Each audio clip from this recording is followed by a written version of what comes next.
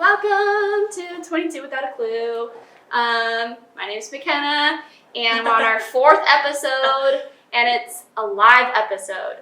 And we wanted to bring it live to you guys because if you have questions about anything that we're talking about, you can just, ask the question right there, and we'll answer it for you. And it's only 15 minutes, so whoever's on here for 15 minutes, you're the lucky people to ask. This is Marissa. Go ahead and introduce yourself, Marissa. Yes, hi. My husband and I, we live in San Diego. We love long walks on the beach. McKenna and I have also been roommates before we changed our last names. Yep. Oh yeah, we both did this last year. Yeah. Yeah. One big happy family. Yeah. And so I invited Marissa because she is someone who has her hands in a lot of pots. She has a lot of hats as a leader. We're talking about organized chaos, and basically we hear this term a lot, and we're like, think of it like the junk drawer that we have, like, oh, that's where all the junk is, but I know where everything is. And we actually create our own chaos, and we try to organize it, and we just kind of make our mess ourselves. And so she's someone that has a lot of wisdom and can speak on this, coming from someone who has a lot of different roles that she plays as a business owner, pastor, wife, like anything, you name it. And so, we have, I have questions, but if you guys are listening and you have a question, go ahead and type it in and we'll get to it. So, organized chaos, when you hear of that, what do you think? I don't know. I think you'd explained it quite well. I think people find themselves being really busy. I think that's like the millennial thing, like, oh, I'm really busy. How are you doing? Oh, I'm good, I'm busy. What I've had to learn, and quite a painful lesson, was how to be productive, not busy. Yeah. And so I think, everybody in our generation is, oh, I'm busy. Yeah, I'm good, I'm busy. And, I love some of the mentors in our life because they say, hey, I want you to stop saying you're busy.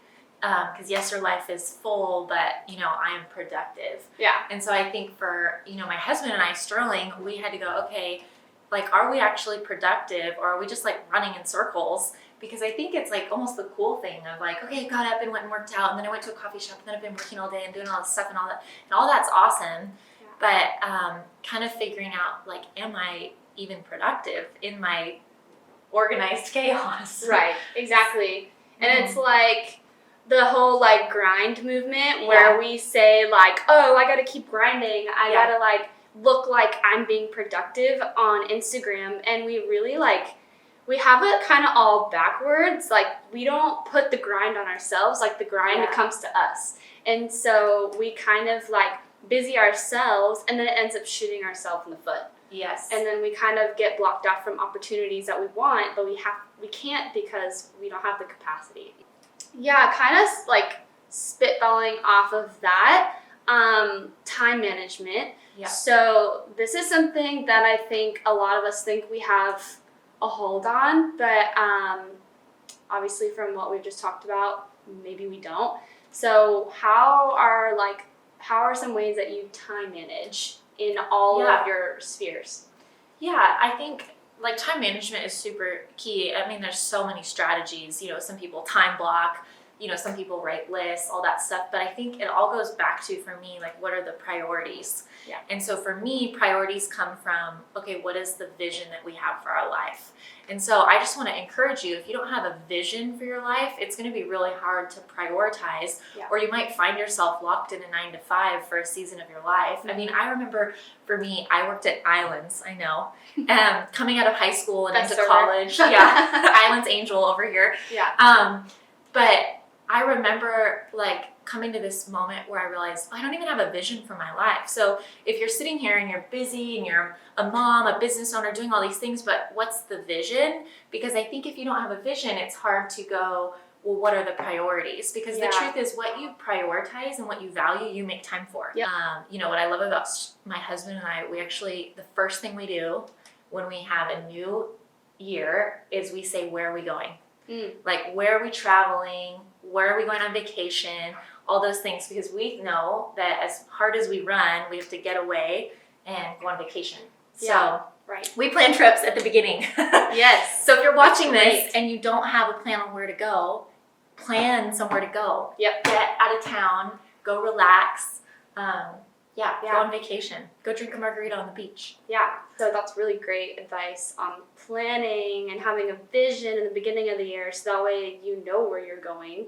And that's kind of leading into the next question, where it's called goal inception. So in my research this week, I found goal inception that spoke to me because I've never really heard of that. But Wow. I think it'd be something that we can kind of like all maybe like chew on this week and Yeah. really like think about what we can do with that. And basically, goal inception is having a goal, but beyond that, having a goal within a goal within a goal, and a minor goal and a little goal. And Wow. so we don't have this big unattainable goal that we're looking at and we're like, okay, great, I have a goal, but how do I get there? So now we're kind of working backwards into setting a little goal that gets us to the bigger goal that gets us to the goal. So what's kind of like an example of like goal inception in your life? Yeah, I think, and just like you, I haven't heard of this is amazing. Yeah. But I think more of like on a practical note, what Sterling and I do just to back up this thought is we'll kind of go to the end, like what do we want to happen this year, and then we'll work backwards. And like you're saying, we'll actually set up like quarterly goals, Mm-hmm. and then each month we sit down before the month, like what do we want to happen this month? You know, whether it's reading a particular book or buying a truck or launching a blog, Yeah. you know. And so I think sometimes we make these goals, but we don't write them down. And so on a practical note, Sterling and I we talk every week about those goals, small, medium, and large that Yeah. you're referring to. Yeah. So that we can go, okay, are we doing this? Mm-hmm. You know, the month's ending and I'm going, okay, these are the 3 things we said we were going to do in February. Yep. You know, how far away are we really? And then we Yeah. reevaluate, like, okay, why didn't we do that? Mm-hmm. Is it because we didn't prioritize it? Is it because it was unrealistic? Is Yeah. it because we didn't find time, it wasn't important to us? You know, and it's good too to realize your own demise. Mm-hmm. You know, am I inherently just super disorganized? Do I overpromise and underdeliver? Do I, my yes means no and my no means yes? You know, Yeah. I think it's important as young people even to realize that, for yourself. And I think too, realizing that I think sometimes we can take things like stubbing our toe and like letting it ruin our whole day. Yeah. And what I mean by that is you could have, a popped tire, and obviously no one wants to deal with car issues, but on a practical note, it's like it's 15 minutes of your day that doesn't need to ruin, Right. a whole 24 hours. Yeah. So yeah, I think it's all about setting big goals and kind of working backwards. Yeah. And I Yeah. think if at the beginning of the month, if you don't have that, then you're kind of not really with the purpose for, the next 30 days. Right. You're like a chicken with your head cut off. Yeah. Thinking you're productive, yeah. but it's not. Yeah. Yeah, that's super cool. I was like, goal inception, nice. Like Goal inception. it's like my new like hashtag or whatever. But yeah, and so this is something that kind of like sparked in my head because I'm guilty of it. I know that I'm guilty of this because probably the majority of my business when I started was because of this issue. And I think a lot of people actually go through this as well. But I want to talk about avoidance because Wow. we can have all these goals, we can have all these this vision for our life, but if we're kind of avoiding like the really important things like taxes or contracts or the things that we're kind of like, maybe we have insecurities about finances and so we kind of avoid talking about it, or if we have avoidances with like meeting people or connecting or networking, then that's something that can actually like shoot us in the foot. So how do we see avoidance in people's lives, and then how do we like get past it? Yeah, I mean, I think this starts with having great mentors in your life. Right. Whether you're building a business or a family, or you're trying to take ground and buy a house. I think it's really important to like invite those type of people in to be like, hey, huge blind spot. Yeah. You have an issue with money, or you're super disorganized, or you flake all the time. Let's talk about it. Yeah. Because I know the worst thing is to everyone to know something and no one's saying it. Yeah. So I think one, have those people in your life and physically say, hey, I want you to call me out on my crap. Yeah. Because some people are in your life and they love you, but they don't know that they can do that for you. Yeah. And I think it's really important, whether you're a businessman or you're starting your own business or, you know, pioneering a business in photography and videography, like whatever it is, you have to have those people that are beyond where you're at to help speak into that. Yeah. And then I think, you know, once you know what that blind spot or that weakness is, I mean, I just want to encourage you, because I think sometimes people's weaknesses, as they overcome them, end up being their most pivotal, like almost like power move. Yep. Like I've seen people in our life that have struggled with money, you know, but because they were, you know, able to address that issue and go through the pain of like years and years of thinking one way, they're now like multimillionaires, you know. And I love people like overcoming, you know, generations of stuff. And so just to answer your question, like avoidance, I think like attack it head on. Yeah. Because I think, you know, it's that saying, you take you with you wherever you go. Yeah. And so it's kind of like, you're with you, you might as well become the best you. We're back. We're back, y'all. I rebuke that. Okay. So, so basically, if it paused on you and you're coming back, we were talking about how Awesome stuff. Yeah, avoidance. And the cure for that is mentorship and accountability. Yeah. So I had a problem with avoidance for taxes and for like my finances.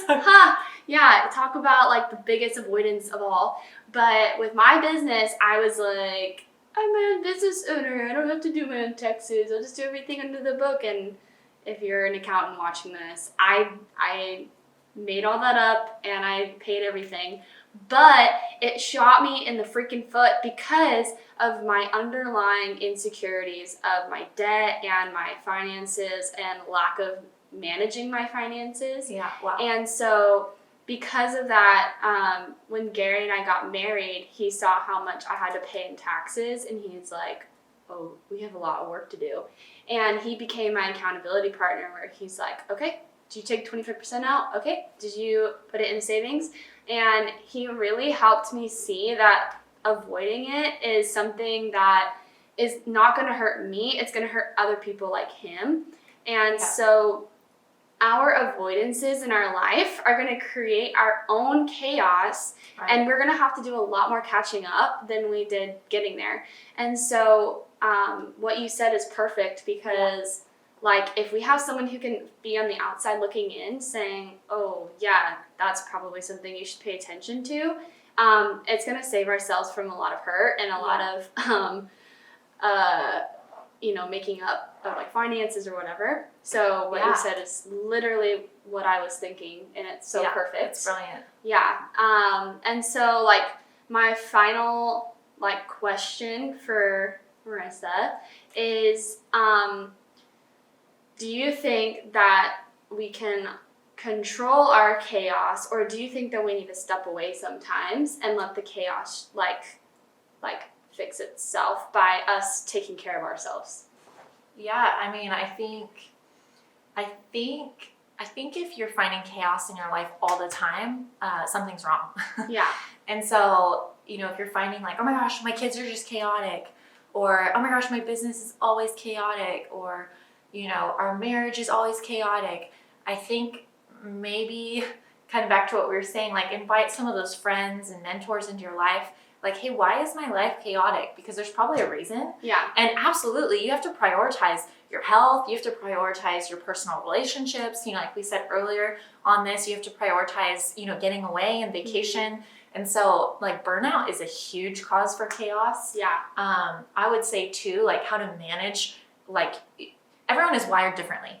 And so what I can handle, McKenna might not be able to handle. And what McKenna can handle, her husband might not be able to handle.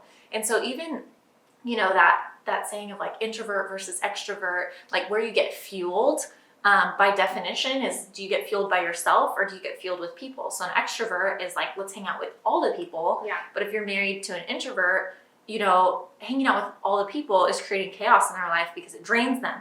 Yeah. And so I think too, like figuring out your rhythm.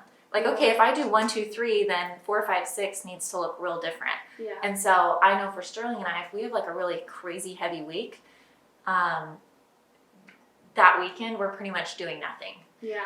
And sometimes we have to say no to things. Yeah. And so I think you have to know, okay, does this align with the vision for my life? And does this align with the goals I want to accomplish this month? Because as hard as it is, sometimes saying no makes a heck of a lot difference. Yeah, totally. I'm like the person that likes to say yes to everything. Like, Yeah. oh yeah, I can be there. Oh yeah, I'll do that. Oh yeah, I'll do that. And then I'm like, oh, I get past my whole week and I'm like, I didn't even have time to do the things that needed to get done. Yeah. And that's something that I've been learning as well. Gary is a saint because he is the yin to my yang. Thank And God. right, that's Don't what settle, marriage is marry the about. right person. Yeah. Or friendships, you know, like, do you have a friend who can like say like, hey, you should probably like not go out this weekend because you have this assignment to do. Especially in college, that's something that is super prevalent. We could say yes to all of the fun activities of college. We could say yes to the events, to go meet people, or to like maybe like go meet a guy or a girl. But then we get to Friday and the assignment's due and you haven't worked on it and you're like, oh crap. Like I said yes to all these things, but I obviously didn't time manage really well. And so saying no to things is like really great. Yeah, I think every yes you say is adding a new thing to your bucket, and so you have to make room for that in your bucket. Yeah. So I think knowing, okay, if I say yes to this, it's going to affect this, this, and this. Yeah. And then evaluating, like, okay, is that what I'm wanting? Yeah. So I think absolutely sometimes it's time to step back. You know, especially if you feel like your life is super chaotic all the time. Yeah. So yeah, that's pretty much all that we wanted to get to. I know it's early, so people are probably even just waking up right now. But this will be obviously on my story, and then we're gonna add it to YouTube. And so these are things that, as 20-year-olds and people like still developing what they want to do with their lives, I think if we can get this down first, then whatever we do after this and like developing these skills, we'll be able to flourish and we'll be able to like see a difference positively in our life. Yes. And so I see that in Marissa's life, so that's why I had her here. And thank you. thanks I'm for so proud of coming. you. And really quick, before we shut off, a great resource is called The Perfect Day Method. So I'm sure it's on audiobook. It's all over Amazon, but order it, read it, devour it. You'll thank me. Yeah, I'll link it on the YouTube page. When I upload that, and she'll send me everything. So that way you guys can order on Amazon and get your life in order. Okay, and I'm gonna order it too. Cool. Okay, well, this has been 22 without a clue. Hopefully getting you a clue one day at a time, or 1 week at a time. Cool. Bye.